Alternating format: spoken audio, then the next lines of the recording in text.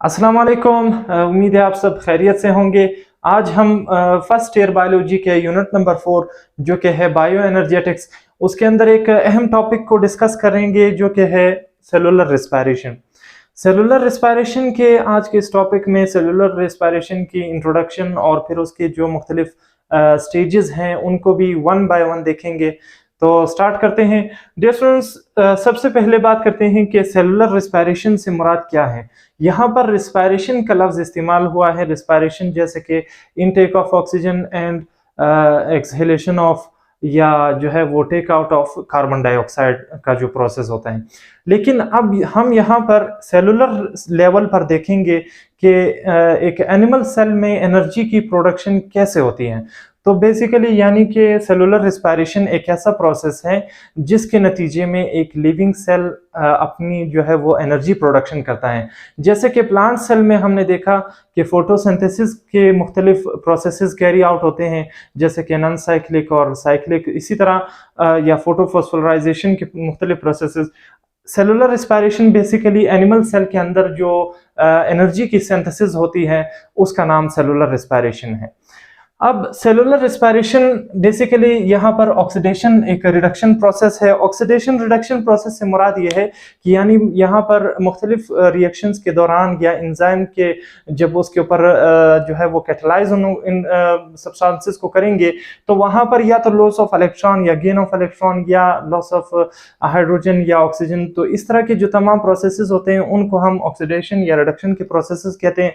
तो यहाँ पर भी बुनियादी तौर पर जो मुख्तलिफ रिएक्शंस होंगे जिसे हम बाद में देखेंगे, तो उसके अंदर भी मुख्तलिफ कभी जो है वो हाइड्रोजन लॉस होगा तो कभी गेन होगा, इसी तरह loss of electron loss gain of electron भी होगा। तो यानी कि ये एक ऑक्सीडेशन रिडक्शन प्रोसेस है। दूसरा यहाँ पर बुनियादी बात यह है कि सेलुलर रिस्पायरेशन के अंदर जो बुनियादी ऑर्गेनिक फूड है such as glucose, such as lipids और इसी तरह प्रोटीन्स, तो ये जो तमाम ऑर्गेनिक मॉलिक्यूल्स हैं या जिसे हम मैक्रो मॉलिक्यूल्स कहते हैं उनकी यहाँ पर सिंथेसिस होती है। चूंकि एक लिविंग सेल ग्लूकोज को डायरेक्टली सेल एनर्जी के लिए या बॉडी की एनर्जी के लिए यूज़ नहीं कर सकता, तो उसे एनर्जी की हुसूल के लिए सबसे पहले चाहे ग्लूकोज हो, चाहे लिपिड हो, चाहे कार्बोहाइड्रेट्स हो, इन तरह के जो तमाम ऑर्गेनिक मैक्रो कंपाउंड्स होते हैं उन सब को कन्वर्ट करना पड़ता है, जो कि एक लिटिल करेंसी होती है एनर्जी की, जिसे हम एटीपी कहते हैं। यानी कि ये तमाम जो मुख्तलिफ ऑर्गेनिक कंपाउंड्स हैं उनकी सिंथेसिस होगी। तो सबसे पहले आज हम ऑर्गेनिक कंपाउंड्स में जैसे हम देखते हैं कि एक लिविंग बॉडी के अंदर भी, तो सबसे पहले एक लिविंग सेल जो बॉडी के अंदर ग्लूकोज की जो ज़खायर होते हैं सबसे पहले उसे यूज़ करता है। जब वो एक्सटेंड हो जाते हैं तो उसके बाद जो है वो लिपिड्स यूज़ होते हैं, लिपिड्स के बाद प्रोटीन्स यूज़ होते हैं, फिर प्रोटीन्स के बाद लिपिड की बारी आती है। तो इस तरह के मुख्तलिफ स्टेजेस होते हैं। तो सबसे पहले जो मेन एनर्जी सोर्स होता है एक लिविंग सेल के अंदर या एक लिविंग बॉडी के अंदर, तो वो होता है ग्लूकोज का।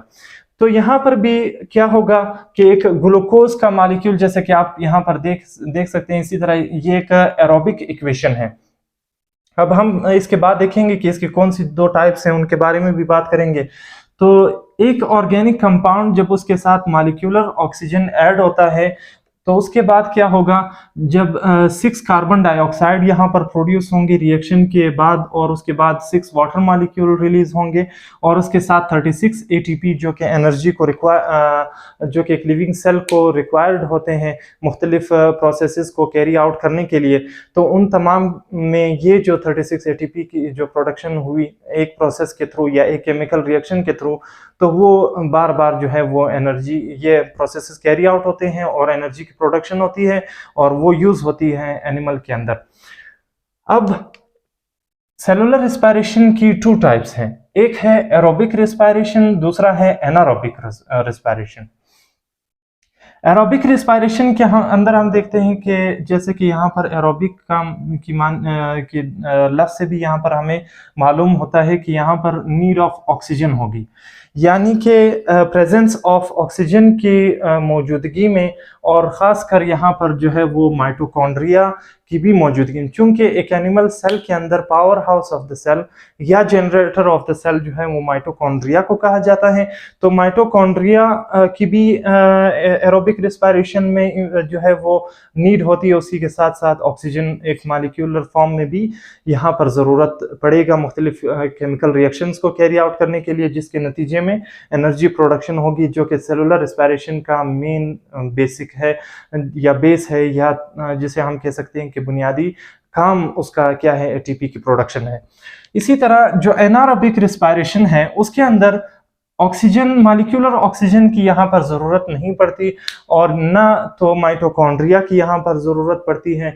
ये जो सबसे पहले हम कह सकते हैं कि जो बैक्टीरिया जो लिविंग सेल थे तो उसके अंदर जो है वो ये जो प्रोसेसेस हैं वो कैरी आउट होते थे, जिसे हम फर्मेंटेशन भी कहते हैं। फर्मेंटेशन की फर्दर 2 टाइप्स हैं, तो वो यहाँ पर डिस्कस नहीं होंगी क्योंकि ये टॉपिक बहुत लेंथी हो जाएगा। अब फिर जो प्रोसेस ऑफ सेलुलर रिस्पायरेशन है उसको हम बुनियादी 4 स्टेजेस में या 4 कैटेगरीज में डिवाइड करते हैं या 4 स्टेप्स में डिवाइड करेंगे।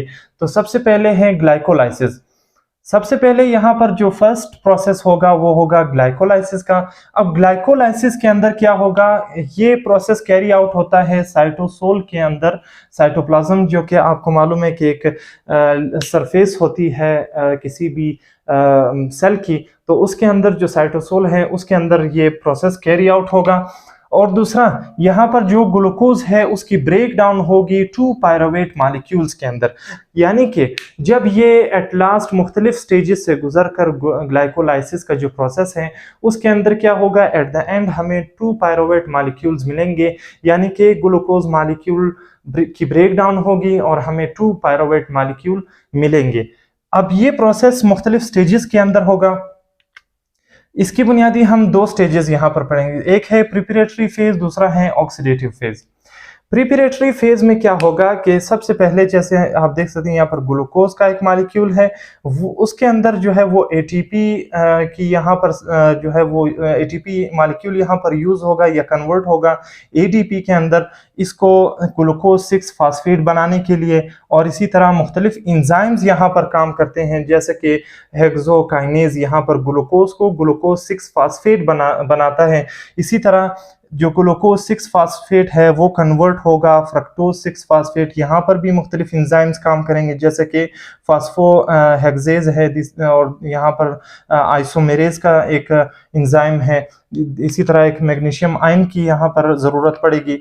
उसी तरह फ्रक्टोज जो 6 फास्फेट है वो वापस कन्वर्ट होगा 4th स्टेज के अंदर 1,6 डाई फास्फेट के अंदर।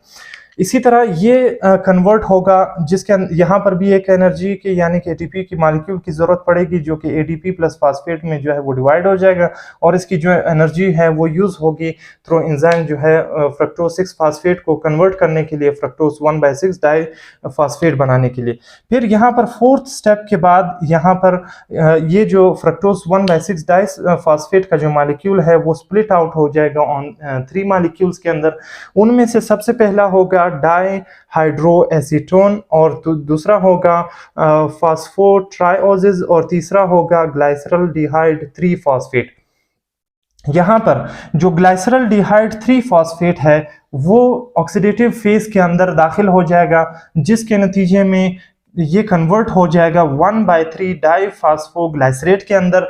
इसके अंदर भी मुख्तलिफ इंजाइम्स यहाँ पर काम करेंगे और उसी तरह यहाँ पर NAD जो है वो कन्वर्ट हो जाएगा NADH2 के अंदर, जो कि एक एनर्जी सोर्स है, जैसे कि एक ATP मॉलिक्यूल होता है।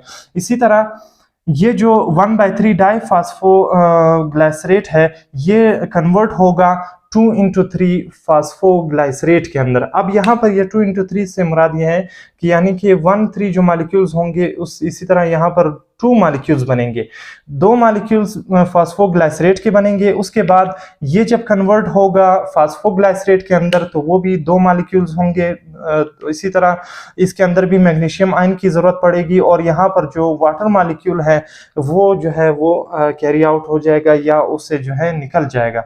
इसी तरह ये एट द लास्ट स्टेप जो कि 5th स्टेप है, उसके अंदर ये फास्फोनाइल पायरुवेट के अंदर चेंज हो जाएगा, जहां पर ADP मॉलिक्यूल जो है वो ATP में कन्वर्ट होगा।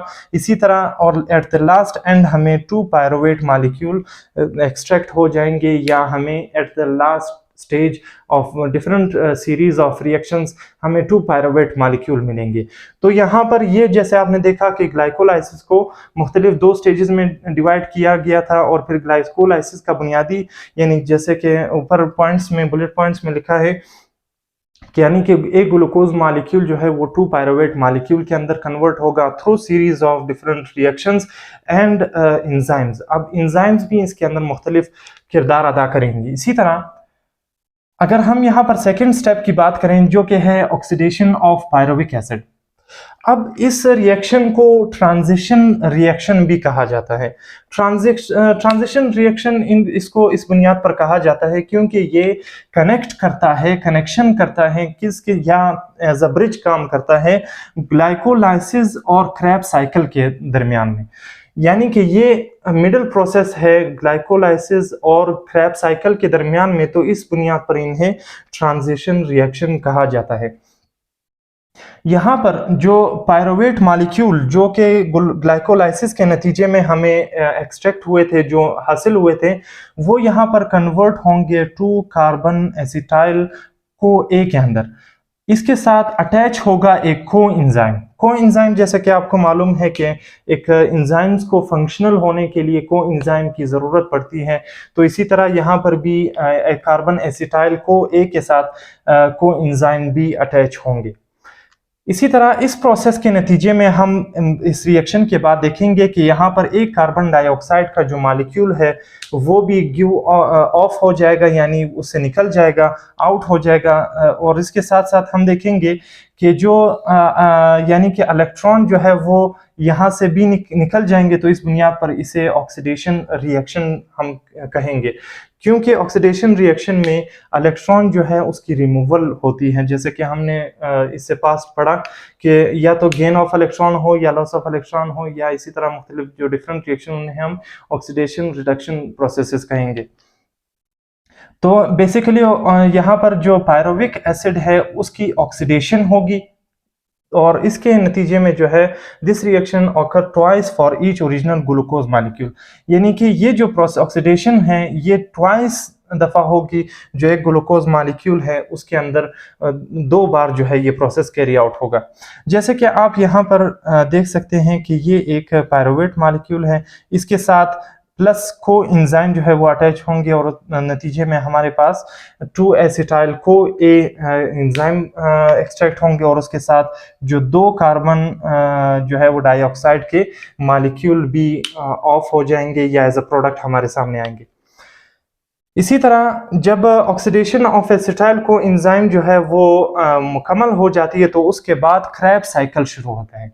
क्रेब्स साइकिल के अंदर अब हम देखेंगे कि मुख्तलिफ जो यहाँ पर कार्बन की मुख्तलिफ सूरतों में जो है वो एडिशन यहाँ पर होगी, जो कि मुख्तलिफ प्रोसेसेस के अंदर होते हुए मुख्तलिफ ATP मॉलिक्यूल प्रोड्यूस करेंगे। उसके अंदर लॉस ऑफ इलेक्ट्रॉन होगा, लॉस ऑफ हाइड्रोजन होगा या गेन ऑफ हाइड्रोजन होगा, इसी तरह वाटर मॉलिक्यूल कुछ रिलीज होंगे।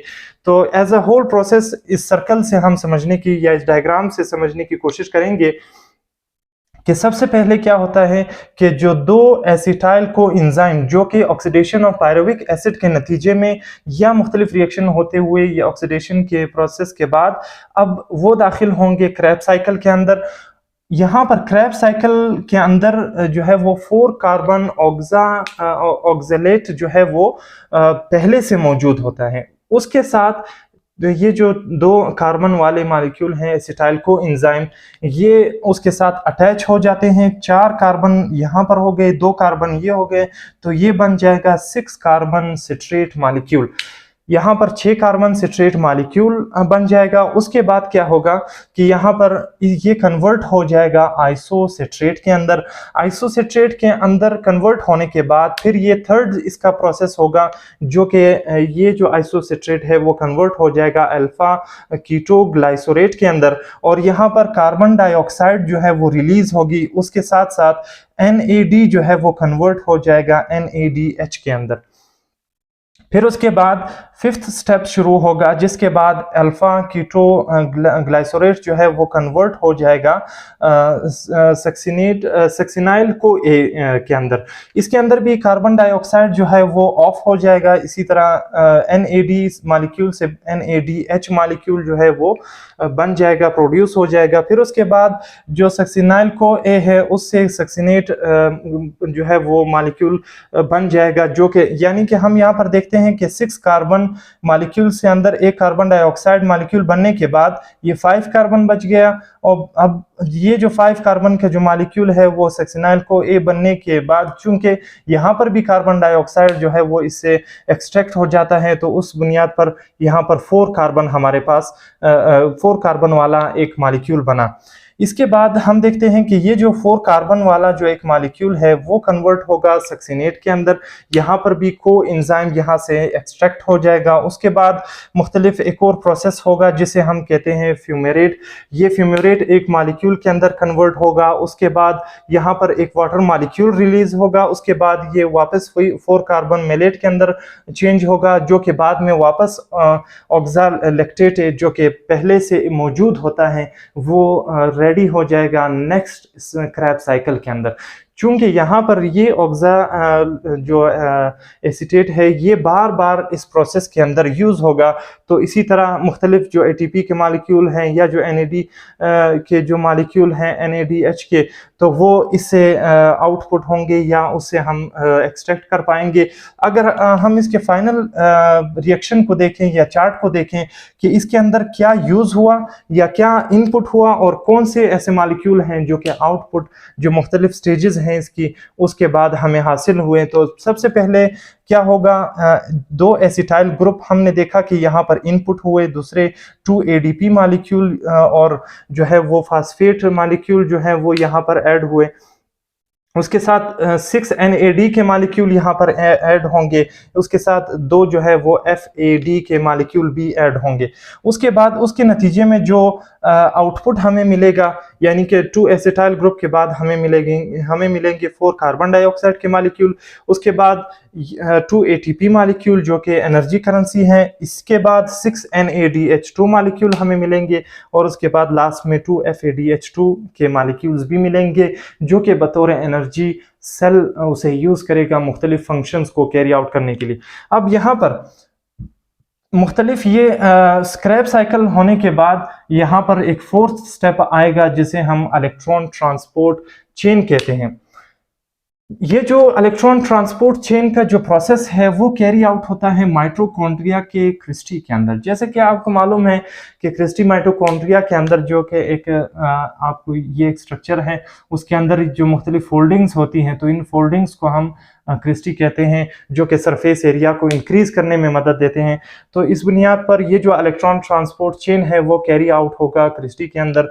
इसी तरह ये कंसिस्ट होता है carriers that electrons from that carries electron from one place to another, यानी कि ये कंसिस्ट होता है एक ऐसे इलेक्ट्रॉन चेन्स के अंदर जो कि मुख्तलिफ जो मॉलिक्यूल्स हैं उनको from one place to another place जहाँ पर इनकी ज़रूरत पड़ती है वहाँ पर इन्हें एक्सपोर्ट कर देते हैं या उन्हें पहुँचा देते हैं। इसी तरह अगर हम देखें कि यहाँ पर electrons that enter the ETC are carried by NADH and FADH2, जो यहाँ पर मॉलिक्यूल्स इसके अंदर कैरी आउट होंगे वो जो है उसके अंदर कौन सी इन्वॉल्वमेंट होगी, NADH के मॉलिक्यूल उसे कैरी करेंगे और FADH2 के मॉलिक्यूल उसे कैरी करेंगे। तो यानी कि ये जो है वो फॉर्म्ड ड्यूरिंग क्रैब साइकिल। अब ये क्रैब साइकिल के अंदर दौरान ही ये 4th स्टेप स्टार्ट हो जाता है। इसी तरह अगर हम इसके स्टेप्स वाइज इसे देखने और समझने की कोशिश करें कि इलेक्ट्रॉन ट्रांसपोर्ट चेन एग्जैक्टली काम कैसे करता है, तो देखेंगे कि substances in the chain event are alternatively oxidized and reduced. यहाँ पर भी ऑक्सीडेशन और रिडक्शन के प्रोसेसेस होंगे इसके अंदर भी, जैसे कि आप यहाँ पर देखेंगे। और उसके साथ साथ जो सेकंड यहाँ पर स्टेप होगा वो NAD से हाइड्रोजन जो है वो लूज हो जाएगा और उसके नतीजे में ऑक्सीजन का एक जो मॉलिक्यूल है वो उसके साथ मिलकर एक वाटर मॉलिक्यूल के अंदर कन्वर्ट हो जाएंगे, चेंज हो जाएंगे। फिर उसके बाद an electron and phosphate are proton are bought together, it produces hydrogen. जैसे कि आपको यानी कि जो फॉस्फेट मॉलिक्यूल यहाँ पर यूज होगा जो कि ऑक्सीजन मॉलिक्यूल को हाइड्रोजन मॉलिक्यूल जो कि रिलीज हो गया NAD से, यानी कि जैसे हम देखते हैं NADH मॉलिक्यूल जो है वो यहाँ पर हमारे पास क्रैब साइकिल के नतीजे में एक्सट्रैक्ट हुआ था, उसके अंदर से hydrogen through enzymatic reactions hydrogen यहाँ पर रिलीज हो जाएगा, उसके अंदर मॉलिक्यूलर ऑक्सीजन के साथ वो मिलकर एक वाटर मॉलिक्यूल बनाएगा। और उसके बाद जो है यहाँ पर अगर हम इसके लास्ट स्टेप को देखें तो energy is released in 3 steps. अब यहाँ पर जो एनर्जी रिलीज होगी वो मुख्तलिफ 3 स्टेप्स के अंदर जो कि मैंने यहाँ पर ड्रॉ किए हुए हैं। उसके बाद जो है वो यानी कि ETC इलेक्ट्रॉन ट्रांसपोर्ट चेन जो है वो प्रोड्यूस करेगा ATP को, यानी कि अगर हम देखें तो ये मेन प्रोड्यूसर है ATP मॉलिक्यूल्स का, चूंकि मुख्तलिफ रिएक्शंस से होते हुए लास्ट एक स्टेज के अंदर डिफरेंट मॉलिक्यूल्स पहुंच गए। अब यहाँ पर जो है इसे हम मेन प्रोड्यूसर ऑफ ATP कहते हैं। यहाँ पर क्या होगा, जो फ्लेवोप्रोटीन जो है वो प्रोटीन है वो कन्वर्ट होगा यूबीक्वानिन के अंदर, उसके अंदर ADP और 1-फॉस्फेट मिलकर ATP के हम एक मॉलिक्यूल यहाँ पर बनाएंगे। उसी तरह जो है सेकंड स्टेप में अगर हम देखें तो यूबीक्वानिन जो है वो चेंज हो जाएगा या कन्वर्ट हो जाएगा साइटोक्रोम बी के अंदर, और साइटोक्रोम बी के अंदर भी हमारे पास ATP की यहाँ पर प्रोडक्शन होगी। ये 2 मॉलिक्यूल्स हो गए। अब इसके बाद जो थर्ड स्टेप है साइटोक्रोम सी जो है वो कन्वर्ट होगा साइटोक्रोम ऑक्सीडेज के अंदर, यहाँ पर भी ATP का एक मॉलिक्यूल बनेगा, यानी कि हमारे पास 3 ATP molecule through 1 process of electron transport chain के हमें एक्सट्रैक्ट होंगे जो कि 3 स्टेजेस के अंदर मौजूद है, और उसके साथ साथ एक जो वाटर मॉलिक्यूल है वो रिलीज होगा। तो यानी कि एक सेलुलर रिस्पायरेशन एक एनर्जी की एक्सट्रैक्ट करने का एक प्रोसेस है जो कि माइटोकॉन्ड्रिया के अंदर जो है वो ये प्रोसेस कैरी आउट होता है। इससे कबल हम बुनियादी क्लासों में सिर्फ ये पढ़ते आ रहे थे कि माइटोकॉन्ड्रिया जो है वो power house of the cell होता है। आज हमने उसके अंदर जो मुख्तलिफ स्टेजेस हैं, उसके अंदर जो मुख्तलिफ प्रोसेसेस होते हैं, जो मुख्तलिफ इंजाइम्स वहाँ पर काम करते हैं, उनके हवाले से भी बात की, और यहाँ पर ये समझने की कोशिश की कि जो एनर्जी की प्रोडक्शन होती है, यानी कि ग्लूकोज कन्वर्ट होगा ATP के अंदर, या मुख्तलिफ सेलुलर रिस्पायरेशन जो है वो उसके लिपिड्स के लिए भी होते हैं, प्रोटीन्स के अंदर के लिए भी होंगे।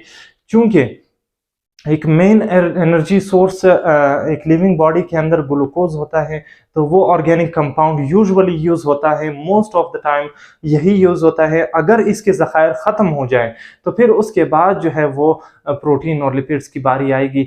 यानी कि हम सिर्फ अगर ग्लूकोज को यहाँ पर समझने की कोशिश करें कि यानी कि मुख्तलिफ यहाँ पर प्रोसेसेस कैरी आउट हुए, तो उम्मीद है आप सबको इंशाल्लाह इसके बारे में कुछ नॉलेज या कुछ जो है वो क्लैरिटी मिली होगी। तो इंशाल्लाह मिलते हैं नेक्स्ट वीडियो में, तब तक अल्लाह हाफिज़।